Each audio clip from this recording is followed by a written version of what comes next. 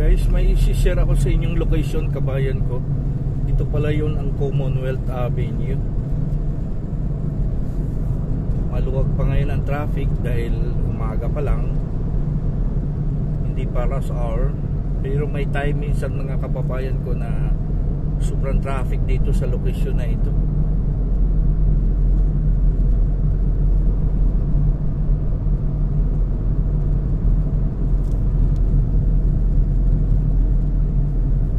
Ito kabayan ay ang Tandansura.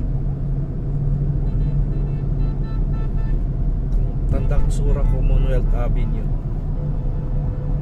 Malapit tayo kabayan sa may templo ng Iglesia ni Cristo, yung pinaka-central templo nila sa pangkalahatan worldwide.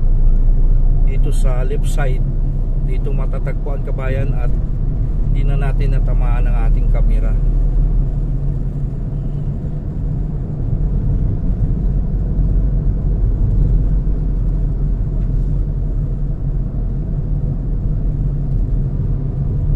Dawi ako kabayan patungo ng Fairview.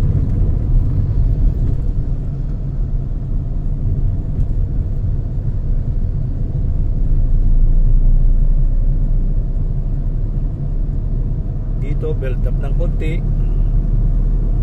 pero tumatakbo pa rin ang marahan kahit papaano.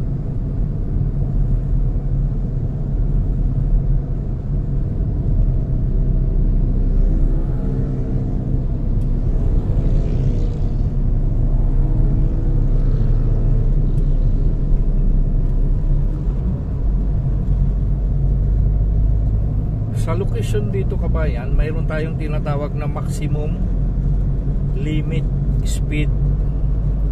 Ang maximum dito kabayan 60 kph, 60 km per hour. Pag lumagpas ka dito mga kababayan ko, sa mga driver natin na mga beginner na pumarito sa location na ito sa Commonwealth, please naman magmarahan dahil marami na dito nabibiktima na nagkakaroon ng huli. Nahuhuli dahil nag-overspeeding. Ito kabayan ay ang northbound going to Fairview.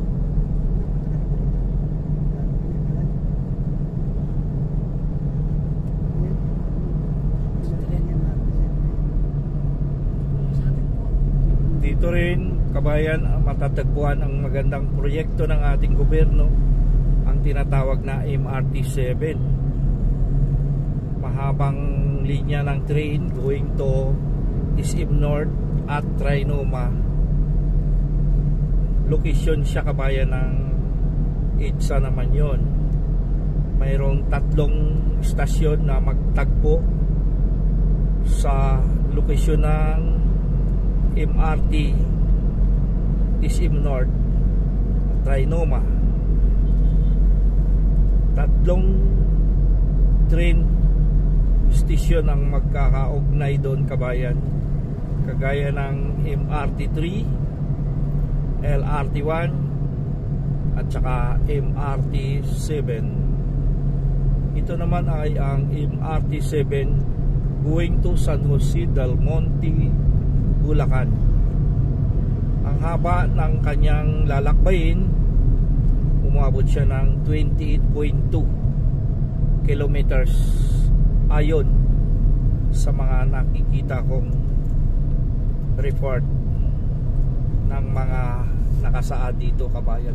Medyo mahaba siya, unlike doon sa patungo ng LRT1. Diretso yun kabayan na hanggang Cavite.